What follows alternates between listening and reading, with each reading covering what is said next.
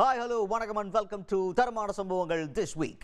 இப்போ ஊரே பேசிக்கிட்டு இருக்க முக்கியமான டாப்பிக்கு தான் ஃபஸ்ட் நம்ம பார்க்க போகிறோம். யூஎஸ் வெர்சஸ் சைனாவுடைய ட்ரேட் வார்.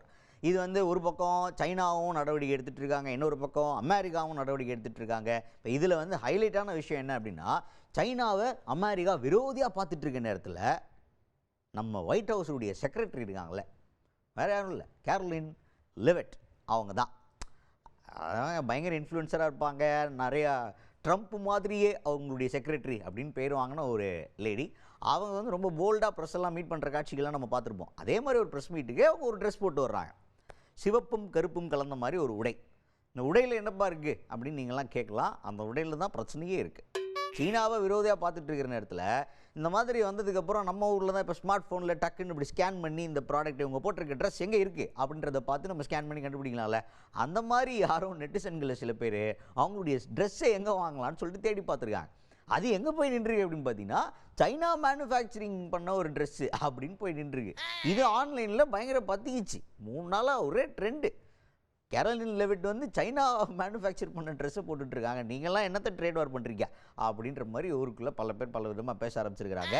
உண்மையிலேயே இது சைனா மேனுஃபேக்சர் பண்ண ப்ராடக்ட் தானே அப்படின்னு பார்த்தீங்கன்னா, இந்த பிராண்ட் வந்து யூகேயில் இருக்குது, ஆனால் அந்த பிராண்டோட ஓனர் யாருன்னா சைனா. ஸோ அந்த மாதிரி கனெக்ட் இருக்குது.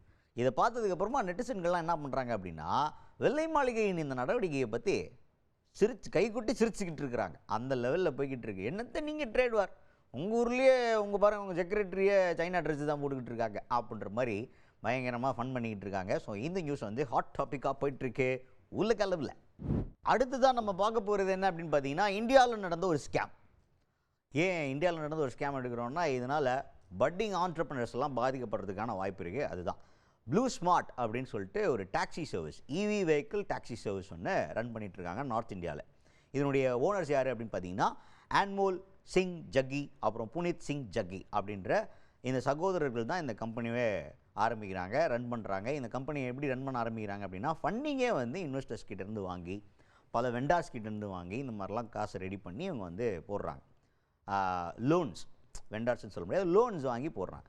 இந்த மாதிரி லோனில் வாங்கி நாங்கள் இத்தனை கார் வாங்க போகிறோம், ப்ராஜெக்ட் டீட்டெயில்ஸ் கொடுப்பாங்களே, இத்தனை கார் வாங்கி இப்படி ஒரு ஆப்ரேஷன் நாங்கள் பண்ண போகிறோம்னு சொல்லிட்டு அந்த பிளானை வந்து அவங்க எக்ஸிக்யூட் பண்ணி தான் அந்த இன்வெஸ்ட்மெண்ட்டை அவங்க உள்ளே ஈர்ப்பாங்க. ஸோ அந்த மாதிரி இன்வெஸ்ட் பண்ண அமௌண்ட்லேருந்து 262 கோடி ரூபாவை அவங்களுடைய லக்ஸரி லைஃப் ஸ்டைலுக்காக செலவு பண்ணியிருக்காங்க. 42 கோடி ரூபாய்க்கு ஒரு பயங்கரமான அப்பார்ட்மெண்ட், பயங்கர லக்ஸரி அப்பார்ட்மெண்ட் வாங்கியிருக்காங்க. கூடவே கோல்ஃப் விளையாடுறதுக்கு 26 லட்சத்துக்கு கோல்ஃப் கிளப் வாங்கியிருக்காங்க. கோல்ஃப் கிளப்னா பெரிய கிளப்பு கிப்பு வாங்கிட்டாங்கன்னு நினச்சிடாதீங்க. கோல்ஃப் விளையாடுறதுக்கு ஒரு குச்சி வச்சுருப்பாங்கல்ல, அது வந்து 26 லட்சத்துக்கு அமெரிக்காவிலேருந்து இம்போர்ட் பண்ணி கொண்டு வந்து அதை வச்சு விளையாடுறதுக்காக வாங்கியிருக்காங்க. இந்த சகோதரர்களின் இந்த சேட்டையை வந்து செபி நிறுவனம் இப்போ கேள்வி கேட்க ஆரம்பிச்சிட்டாங்க. செபிங்கிறது வந்து இந்த மாதிரி தொழில் நிறுவனங்கள் இயங்கிட்டு இருக்குல்ல, அவங்களுடைய பண வர்த்தகம் என்ன நடந்த மாதிரி இருக்குது, கரெக்டாக போயிட்டுருக்கா, கணக்கு வழக்கெல்லாம் கரெக்டாக இருக்கான்னு பார்க்குறது அவங்க வந்து இப்போது கேள்வி கேட்க ஆரம்பிச்சிருக்கிறாங்க. அதனால் இந்த நிறுவனமே இப்போ முடங்கிடுச்சு. டக்குன்னு சொல்லிட்டு நாங்கள் இப்போதைக்கு ஆப்ரேஷனை ஸ்டாப் பண்ணுறோம் அப்படின்னு சொல்லி ஒரு மெசேஜை போட்டு டப்புன்னு ஷட் டவுன் பண்ணிட்டாங்க. ஆப் ஒர்க் ஆகிறது கிடையாது, இந்த சர்வீஸ் யாருக்குமே அவைல் கிடையாது. ஸோ இதனால் கஸ்டமர்ஸும் பாதிக்கப்பட்டுருக்கிறாங்க, இன்வெஸ்டர்ஸ் வந்து பயங்கர ப்ரெஷரில் இருக்காங்க. ஐயோ இவங்களை நம்பி நம்ம காசு கொடுத்துட்டோமே அப்படின்னு சொல்லிட்டு. இதனால் இப்போ பட்டிங் ஆண்டர்ப்ரனர்ஸ்க்கு என்ன பிரச்சனை வரும் அப்படின்னா, ஸ்டார்ட் அப் ஐடியாஸ்க்கு இன்வெஸ்ட் பண்ணுறதுக்கான இன்வெஸ்டர்ஸ் இனிமேல் கொஞ்சம் சந்தேக பார்வையோடு தான் இருப்பாங்க. இவங்களை நம்பி காசு கொடுக்கலாமா வேணாமான்னு முன்னாடி ஐடியாஸை பேஸ் பண்ணி யோசித்தவங்க, இவங்களுடைய நம்பிக்கையே இப்போ வந்து கேள்விக்குறியானதுனால இன்வெஸ்ட் பண்ணுறதுக்கே ரொம்ப யோசிப்பாங்க அப்படிங்கிற ஒரு பிரச்சனை இப்போ வளர ஆரம்பிச்சிருக்குது. அதுதான் இந்திய அளவில் ரொம்ப முக்கியமாக பார்க்கப்பட்டுருக்கு. அதுக்கடுத்தது தமிழ்நாடை பற்றின முக்கியமான ஒரு டாபிக். நம்ம இப்போ லைசன்ஸ் எல்லாம் நம்ம கையில் இருக்கும்போது ஒரிஜினல் லைசன்ஸே சில நேரத்தில் தொலைச்சிருவோம். நம்ம என்ன நினைப்போம், அதில் டூப்ளிகேட் வாங்கணும்னா போயிட்டு போலீஸ் ஸ்டேஷனில் எஃப்ஐஆர் வாங்கணும், எஃப்ஐஆர் வாங்கி அதை ஆர்டிஓ ஆஃபீஸில் கொண்டு போய் கொடுக்கணும் அப்படின்ற மாதிரி ஒரு ஹெக்டிக்கான ப்ராசஸ் இருக்குன்றதுனால நிறைய பேர் வந்து யோசிச்சுட்டு இருப்பீங்க என்ன பண்ணலாம் அப்படின்னு சொல்லிட்டு. நிறைய பேருக்கு இந்த தகவல் தெரிஞ்சிருக்காதான் தெரியல. சோஷியல் மீடியாவில் இந்த டாபிக் வந்து இப்போ ட்ரெண்ட் ஆகிட்டு இருக்கு, மறுபடியும் ட்ரெண்டிங்கில் போயிட்டுருக்கு. என்ன டாபிக் அப்படின்னு பார்த்தீங்கன்னா, eservices.tnpolice.gov.in அப்படின்ற வெப்சைட்டில் எல்டிஆர் அப்படின்றத ஒன்று நம்ம அக்வயர் பண்ண முடியும். லாஸ்ட் டாக்குமெண்ட் ரிப்போர்ட் அப்படின்னு ஒன்று இருக்குது. அதில் போய்ட்டு நம்மளுடைய தொலைந்து போன டாக்குமெண்ட், அதாவது நம்ம லைசன்ஸாக இருக்கட்டும், இல்லை நம்ம வண்டியுடைய ஆர்சி புக்காக இருக்கட்டும், தொலைஞ்சு போயிடுச்சுன்னு சொல்லிட்டு ஒரு ரிப்போர்ட்டை ஜென்ரேட் பண்ணி அதை டவுன்லோட் பண்ணி அதை எடுத்துன்னு போய்ட்டு ஆர்டிஓ கிட்ட கொடுத்து நம்ம டூப்ளிகேட்டும் வாங்கிக்கலாம்.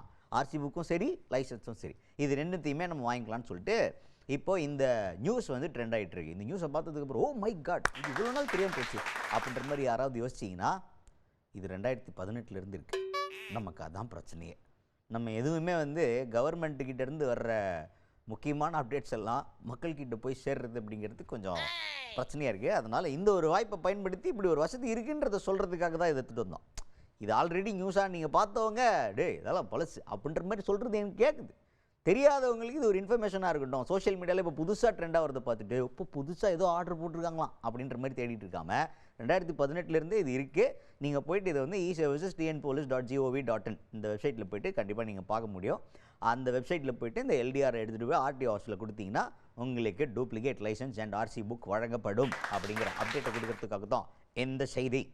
அடுத்தது இப்போது உலகம் பூரா வேலையை விட்டு தூக்குற லே ஆஃப் சிச்சுவேஷன்ஸ் அப்படின்றத நீங்கள் தொடர்ந்து நிறைய செய்திகளில் பார்த்துட்ருப்பீங்க. ஒர்க் ப்ரெஷர் இதனால் வந்து அங்கே இருக்கிற இப்போ வேலையை விட்டு தூக்கிட்டாங்கன்னா அந்த ஆஃபீஸில் ஒர்க் ப்ரெஷர் அதிகமாகும்ல, அந்த மாதிரி பல பிரச்சனைகள் போயிட்டுருக்கு எல்லா இண்டஸ்ட்ரியிலையுமே. ஸோ அந்த மாதிரி சிங்கப்பூரில் ஒரு பெண்மணி என்ன பண்ணியிருக்காங்கன்னா அவங்க ஆஃபீஸில் போட்டு ப்ரெஷர் பயங்கரமாக ஏறி இருக்கு போல், நல்ல டென்ஷன் ஆகி ரிசைன் பண்ணியிருக்காங்க. இப்போ நீங்கள் பார்த்துட்ருக்கிற இந்த பேப்பர் போடுறோம்ல, இந்த பேப்பர் வந்து ஏதோ காதல் கடிதம் எழுதுனதோ இல்லை ஏதாவது நோட்ஸ் எழுதுனதோ கிடையாது. Resignation letter. Toilet tissue paper பார்த்துருக்கீங்களா? அந்த டிஷ்யூ பேப்பரில் நான் இந்த டிஷ்யூ பேப்பர் மாதிரி தான் நான் ஃபீல் பண்ணேன். இந்த ஆஃபீஸில் வரவன் போகிறவங்களாம் டர்ட்டு பிரிட்டுன்னு கிழிச்சு கசக்கி தூக்கி போட்டு போயிடுறாங்க.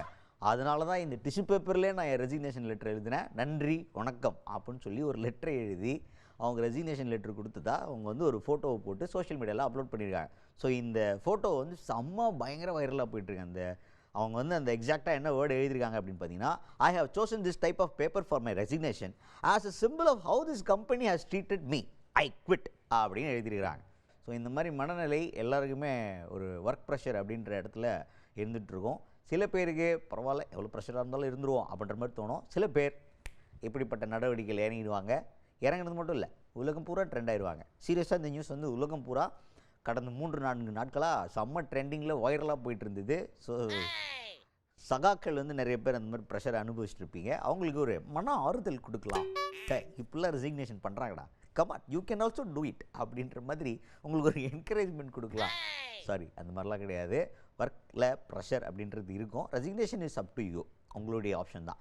இந்த மாதிரி நடந்துகிட்டு இருக்க ஒரு செய்தி, ப்ரெஷர் வந்து ஜாஸ்தி ஆகிட்டு இருக்கு எல்லா இண்டஸ்ட்ரியிலையும். ஸோ அந்த மாதிரி ரெசிக்னேஷன்லாம் இப்படி வினோதமாக நடந்துகிட்ருக்கு அப்படின்றத எடுத்து சொல்கிறதுக்காக தான் இந்த சிறப்பான நியூஸ் எடுத்துகிட்டு வந்தோம். அவ்வளோதான், இந்த செய்தியோடு முடிஞ்சு போச்சு. நம்ம கடையை மூட வேண்டிய நேரம் வந்துருச்சு. இன்றைக்கி தரமான சம்பவங்கள்லாம் சூப்பராக இருந்திருக்கும். இதே மாதிரி சிறப்பான தரமான உங்களுக்கு தெரியாத பல தகவல்களோட மறுபடியும் தரமான சம்பவங்களில் உங்களை சந்திக்கிற வரைக்கும் உங்ககிட்ட விடைபெறுறது உங்கள் அசால்ட் அரவிந்த்.